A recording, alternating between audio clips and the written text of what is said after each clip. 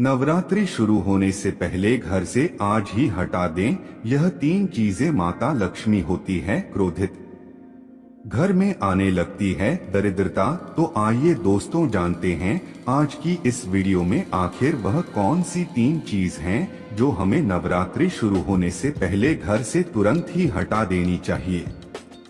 प्रिय मित्रों, आपको पता ही है कि नवरात्रि के पर्व का इंतजार काफी बेसब्री से पूरे भारत में चल रहा है, क्योंकि इन दिनों में हम माता रानी का स्वागत करते हैं और व्रत रखते हैं। नवरात्रि का महापर्व बहुत ही शुभ और मंगलकारी माना जाता है। नवरात्रि के पूरे 9 दिन गंगाजल की हर एक बूंद की तरह पवित्र माने जाते हैं। यह शुभ समय भक्तों के जीवन में खुशियों की सौगात लेकर आता है। दोस्तों, आपको बता दें 2023 में इस साल मां दुर्गा हाथी पर सवार होकर पृथ्वी लोक में पधारेंगी। शास्त्रों में वर्णित तथा मान्यताओं के अनुसार यदि शारदीय नवरात्रि पर यदि मां दुर्गा का आगमन उनकी वाहन सिंह नहीं बल्कि हाथी पर होगा, तो मान्यता है कि मां दुर्गा का हाथी पर सवार होकर आना बहुत ही शुभ और कल्याणकारी माना जाता है। जीवन सुखमय हो जाता है, भक्ति का भरपूर लाभ भक्त जनों को मिलता है। दोस्तों, इस बार नवरात्रि पूरे 9 दिनों तक मनाई जाएगी, ना एक भी दिन कम ना ज्यादा, पूरे 9 दिनों तक मनाई जाएगी। मां शेरोंवाली की विशेष रूप से पूजा आराधना की जाएगी। शारदीय नवरात्रि का महापर्व भी इस बार 2023 में 15 अक्टूबर दिन से शुरू होकर 23 अक्टूबर सोमवार के दिन समाप्त होंगे। ऐसे में शारदीय नवरात्रि पर मां दुर्गा की कृपा पाने के लिए कलश स्थापना का शुभ मुहूर्त है। 15 अक्टूबर को दिन में 11:04 से दोपहर 12:30 तक कलश स्थापना का शुभ मुहूर्त रहेगा। मुहूर्त में की गई पूजा बहुत ही शुभ मानी जाती है। इससे समस्त देवी देवताओं की कृपा प्राप्त होती है और पूजा पाठ का फल कई लाख गुना प्राप्त होता है। ऐसे में जो नवरात्र आने से पहले घर से यह चीजें हटा देता है, तो उसके घर में मां वैष्णो का होगा आगमन, मां लक्ष्मी का होगा वास, मां शेरों वाली आपकी झोली खुशियों से भर देंगी। इसीलिए नवरात्र आने से पहले घर से ये चीजें फौरन हटा दे। दोस्तों, आज हम कुछ ऐसी ही गलतियों के बारे में जानेंगे जो यदि आपके घर में भी होती है तो मां लक्ष्मी कभी नहीं करती ऐसे घर में प्रवेश। फिर चाहे आप कितनी ही पूजा पाठ कर लो, मां लक्ष्मी ऐसे घर में कभी नहीं आती। ऐसे घर से देवी देवता भी सदैव रहते हैं नाराज। दोस्तों, पूरी जानकारी को देखने के लिए इस वीडियो को अंत तक अवश्य देखें। सच्ची श्रद्धा से कमेंट बॉक्स में लिखें माता रानी आपका स्वागत है। माई के लिए एक लाइक तो बनता है। दोस्तों, सबसे पहले नवरात्रि के पहले मंदिर की अच्छी तरह से साफ सफाई कर ले। मंदिर के अंदर यदि पुरानी मालाएं हैं, टूटी फूटी मूर्तियां हैं, उसके साथ ही खाली माचिस के डिब्बे रखे हुए हैं, तो उन्हें फेंक दें तथा टूटी मूर्ति को किसी नदी में प्रवाहित कर दें। घर में छोटे बच्चों को नवरात्रि का व्रत नहीं रखना चाहिए, इससे उनकी जान को खतरा हो सकता है, क्योंकि इस व्रत में शरीर को अधिक शक्ति की जरूरत होती है। माता शेरोवाली की तस्वीर यदि कांच के फ्रेम की है और वो कांच हल्की सी भी यदि टूटा हुआ हो, तो ऐसी कांच को बदलवा ले या ऐसी तस्वीर को जल में विसर्जित कर दे। टूटी मूर्ति की पूजा करने से, टूटी तस्वीर की पूजा करने से आपकी व्रत आदि सब टूट जाता है, आपका व्रत खंडित हो जाता है। दोस्तों, नवरात्रि के 9 दिन बहुत ही पवित्र होते हैं। नवरात्रि के इन 9 दिनों में आचार विचार और घर को साफ सुथरा और पवित्र रखना अति आवश्यक है। इसीलिए नवरात्रि के 9 दिनों में ब्रह्मचर्य का पालन किया जाता है और तामसिक भोजन ग्रहण नहीं किया जाता। नवरात्रि के 9 दिनों में माता रानी के भक्तों को प्याज, लहसुन, मांस, मदिरा और अंडे से दूर रहना चाहिए। अधिकतर भक्त इन नियमों का पालन भी करते, किंतु वह एक गलती कर बैठते हैं, वो नवरात्रि के 9 दिनों में अपने घर इन चीजों को रख लेते हैं। ऐसा भूलकर भी नहीं करना चाहिए। भागवत पुराण के अनुसार नवरात्रि के 9 दिनों तक माता रानी अपने भक्तों के घर में वास करती है। यदि आप भी चाहते हैं कि माता रानी आपके घर में वास करें, तो आप अपने घर के वातावरण को पवित्र रखें और नवरात्रि शुरू होने से पहले ही अपने घर से प्याज, लहसुन, मीट, अंडा और मदिरा को बाहर निकाल दें। अपने घर साफ रखें। इन वस्तुओं को घर से बाहर निकालने के पश्चात अपने घर में गंगाजल का छिड़काव अवश्य करें। भगवत गीता में भगवान कृष्ण कहते हैं, बगैर गंगाजल छिड़काव कोई भी मंगल कार्य सफल नहीं माना जाता। गंगाजल का छिड़काव स्वयं भगवत गीता में श्री कृष्ण ने बताया था। आपके घर में गंगाजल ना हो तो मार्केट से गौमूत्र ला सकते हैं और गौमूत्र लाकर आप गौमूत्र का अपने घर में छिड़काव करें। बस थोड़ा सा पानी में डाल लें, इससे आपके घर का पवित्र हो जाएगा। घर में मौजूद नेगेटिव ऊर्जा भी नष्ट हो जाएगी। और जिस घर में वातावरण पवित्र होता है और नकारात्मक ऊर्जा नहीं होती, वहां माता रानी का वास सदैव होता है। नवरात्रि के पहले आप अपने पूरे घर की अच्छी तरह से साफ सफाई कर ले। घर में जो भी फालतू सामान है, फटे पुराने कपड़े, उन्हें बाहर निकाल दें। घर में बेकार पड़ा सामान नेगेटिव ऊर्जा लाता है, इसीलिए गंदगी बिल्कुल भी ना करें। धूप दीप जलाकर घर को स्वच्छ रखें। दोस्तों, माता के आगमन के लिए घर का दरवाजा अवश्य सजाना चाहिए। इससे माता आकर्षित होती है और घर के द्वार में प्रवेश करती है। माँ के आगमन के लिए द्वार को फूलों से सजाना चाहिए। दोस्तों, कई लोग ऐसे हैं जो माता रानी की चौकी कागज बिछाकर बनाते हैं, जो कि बिल्कुल गलत माना गया है। माता की चौकी के लिए आप नीचे लाल कपड़ा ही बिछाएं। काला कपड़ा और सफेद कपड़ा भूलकर भी नहीं बिछाना चाहिए। ध्यान रखें, कपड़ा ही होना चाहिए। दोस्तों, यदि आपके घर में देवी देवताओं की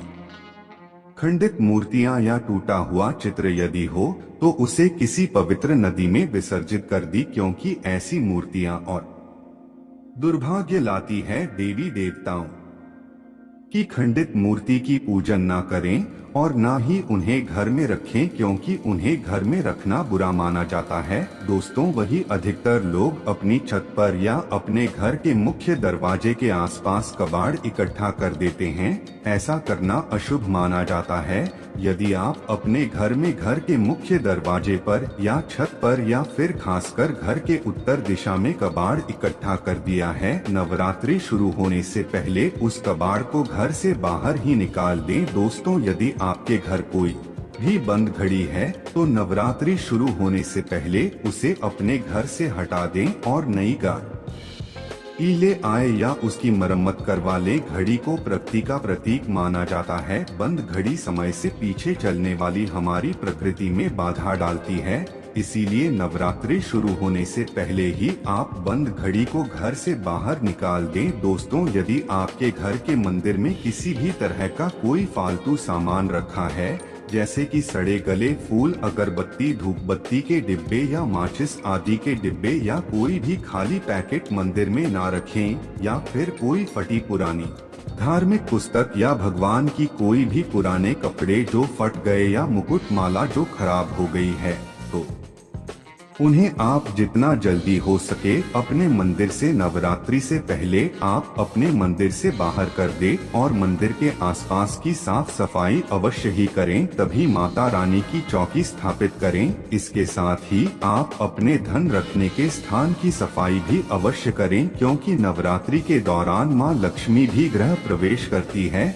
धन रखने के स्थान पर किसी भी तरह का कोई भी फालतू सामान, टूटा हुआ सामान ना रखें। धन रखने के स्थान को मंदिर की तरह ही साफ रखें। नवरात्रि के दौरान माता रानी की पूजा में कौड़ियों को शामिल करें। माता के साथ साथ रोजाना कौड़ी का भी पूजन करें। इसके पश्चात आप कौड़ी को धन रखने के स्थान पर रख दें। ऐसा करने से बरकत सदैव होती है। यदि आपके पास पुराने जूते चप्पल इकट्ठे हो गए हैं, तो नवरात्रि से पहले उन्हें घर से बाहर निकाल दें। पुराने जूते चप्पल घर में रखना अशुभ होता, इसके कारण ही घर में नेगेटिव ऊर्जा आती है और घर में अशांति और कलह का माहौल रहता है। नवरात्रि आने से पहले घर से जाला निकालना ना भूलें। यदि जिस घर में जाला है, उस घर में माता रानी कभी वास नहीं करती। साथ ही साथ टूटे फूटे बर्तन यदि घर में पड़े हैं या टूटा हुआ आईना भी यदि घर में हो तो उसे भी निकाल दे। घर में टूटे फूटे ईंट पत्थर भी नहीं रखना चाहिए, इससे माँ लक्ष्मी नाराज हो जाती है।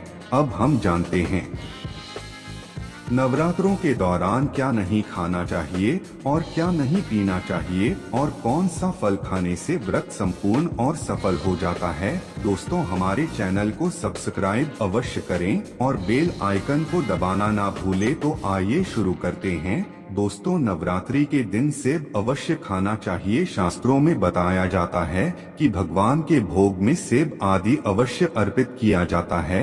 यदि आपका व्रत है तो आपको सेब अवश्य खाना चाहिए। केला, पपीता, तरबूज और मीठे अंगूर अवश्य खाना चाहिए। इन फलों से व्रतधारी को शक्ति मिलती है, व्रत संपूर्ण हो जाता है। शास्त्रों में बताया जाता है कि नवरात्रों के दिनों में सीताफल अवश्य खाना चाहिए। सीताफल खाने से 10 ऐसी बीमारियां हैं जो खत्म हो जाती हैं। माना जाता है कि नवरात्रों के दिनों में सीताफल का घर में प्रवेश होना बड़ा ही शुभ माना गया है। सीताफल खाने से नवरात्रि का व्रत सफल हो जाता है, क्योंकि इसमें माता सीता का आशीर्वाद मिला हुआ होता है। नवरात्रि के दौरान इसे जो भी खाता है उसे दुखों का सामना नहीं करना पड़ता। सीताफल आपको अवश्य खाना चाहिए। दोस्तों, नवरात्रों में व्रतधारी को डब्बा बंद लस्सी, डिब्बा बंद जूस नहीं पीना चाहिए। उसमें कई केमिकल मिले होते हैं जिसके कारण आपका व्रत टूट सकता है। जब भी आप फलों का जूस पिए तो याद रखें उसमें नमक ना डालें, नहीं तो व्रत टूट जाएगा। साथ ही साथ जूस में बर्फ भी नहीं डालना चाहिए। फलों का सादा जूस पीने से व्रत सफल होता है। दोस्तों, नवरात्रि के दौरान सिंघाड़े का आटा या कुट्टू का आटा खाने से पहले यह देख लें कि आटा पुराना नहीं होना चाहिए, क्योंकि पुराने आटे में कीड़े वगैरह बढ़ जाते हैं। इसके कारण आपका व्रत टूट सकता है, क्योंकि ये छोटे छोटे कीड़े हमें दिखाई नहीं देते और आपके मुंह तक पहुंच जाते हैं। ऐसा आटा खाना मतलब कीड़े को का मांस खाने के बराबर माना गया है। दोस्तों, नवरात्रि के दौरान आप शाम के समय खाने में दही ले सकते हैं, आलू वगैरह खा सकते हैं और आलू के पापड़ भी खा सकते हैं। कई सब्जियां तो ऐसी हैं जो नवरात्रि के दौरान भोजन में शामिल, इससे आपको एनर्जी मिलेगी। और नवरात्रि के दौरान आप दूध पी सकते हैं जो आपको ताकत देगा। चाय वगैरह भी पी सकते हैं, किंतु याद रहे उसमें नमक ना डालें। एक बात का ध्यान रहे, नवरात्रि के 9 दिन माता के 9 अलग अलग स्वरूपों का पूजन किया जाता है। नवरात्रि के 9 दिनों में माता रानी को अलग अलग स्वरूप के हिसाब से अलग अलग भोग अर्पित किए जाते हैं। किंतु क्या आप जानते हैं कुछ ऐसी वस्तु है जिन्हें नवरात्रि के दौरान भूलकर भी माता रानी को अर्पित नहीं करना चाहिए। यदि इन वस्तुओं को आप गलती से भी माता रानी को अर्पित कर देते हैं तो आपको व्रत और पूजन का पूर्ण लाभ नहीं होगा। इसीलिए माता रानी की प्राप्त करने के लिए आपको यह जानना अति आवश्यक है कि वह कौन सी ऐसी वस्तु है जो माता रानी के पूजन में भूलकर भी प्रयोग नहीं करना चाहिए।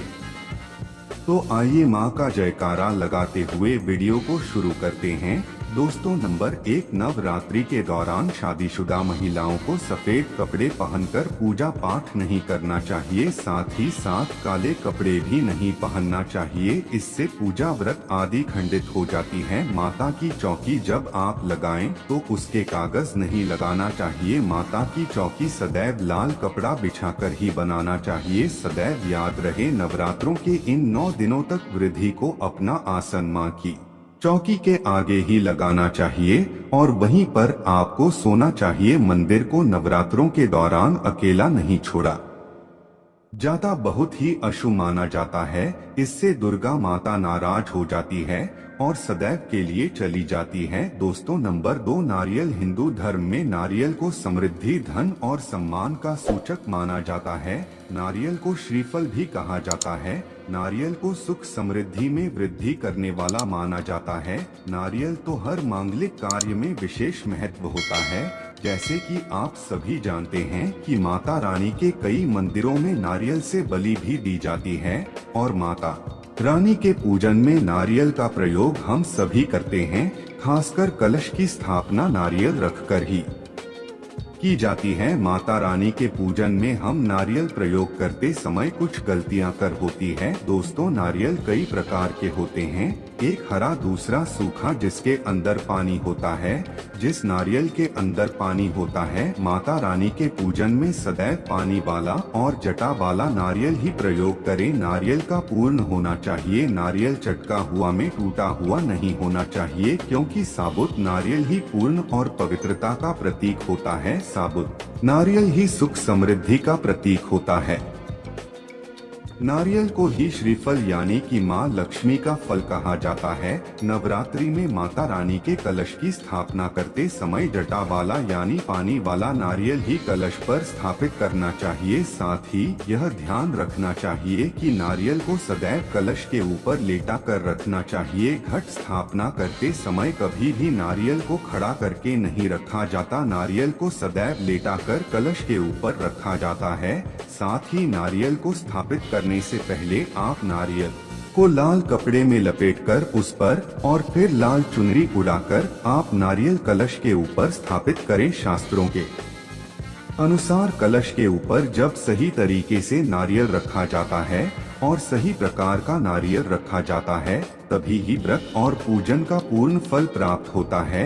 यह भी ध्यान रहे कि महिलाएं माता रानी को नारियल अर्पित तो कर सकती है, किंतु कभी भी माता रानी के सामने नारियल को भूलकर भी ना तोड़े, क्योंकि नारियल बीज रूप होता है और स्त्रियां बीज रूप से ही शिशु को जन्म देती है, इसलिए कभी भी महिलाओं को नारियल तोड़ना चाहिए। दोस्तों, नंबर 3, लौंग।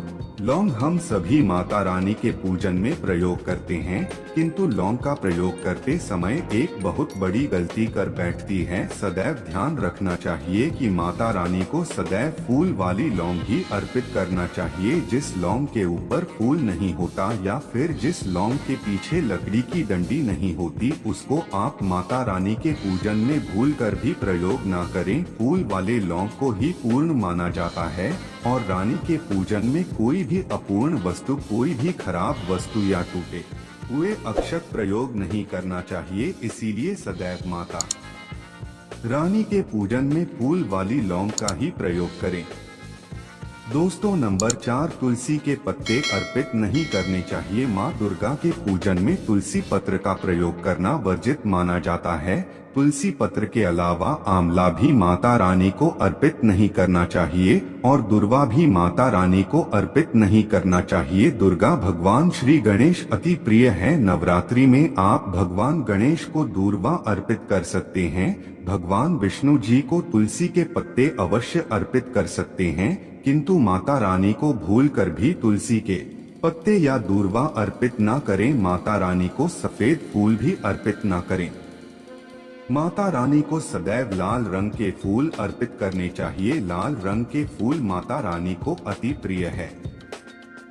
खासकर माता को गुड़हल और कमल के फूल अति प्रिय। शास्त्रों में बताया जाता है कि घर में माता रानी की 2 फोटो नहीं होने चाहिए। इस बात का भी आप विशेष ध्यान रखें कि माता रानी के पूजन में कोई भी खंडित चीज प्रयोग ना करें। खंडित चीज जैसे कि चटका हुआ या टूटा हुआ दीपक या फिर चटका हुआ कोई बर्तन। साथ ही यह भी ध्यान रहे कि लोहे के और प्लास्टिक के बर्तन आप माता रानी के पूजन में प्रयोग ना करें, क्योंकि प्लास्टिक के चाइनीज बर्तन हड्डियों के पाउडर से मिलकर बनते हैं, ऐसा ना करें। ऐसे बर्तनों को माता रानी के पूजन से सदैव दूर रखना चाहिए। माता रानी को जो पुष्प अर्पित कर रही है उन्हें सूंघना नहीं चाहिए या गिरे हुए फूल या फिर मुरझाए हुए फूल माता को अर्पित न। दोस्त, नवरात्रि के अष्टमी और नवमी तिथि पर कन्या पूजन का विधान है। दोस्तों, वीडियो पसंद आई हो तो कमेंट बॉक्स में जय माता अवश्य लिखेगा और चैनल को सब्सक्राइब करके बेल आइकन जरूर दबा आएगा, जिससे कि आने वाली वीडियो सबसे पहले देख सके। मिलते हैं अगले वीडियो में। धन्यवाद।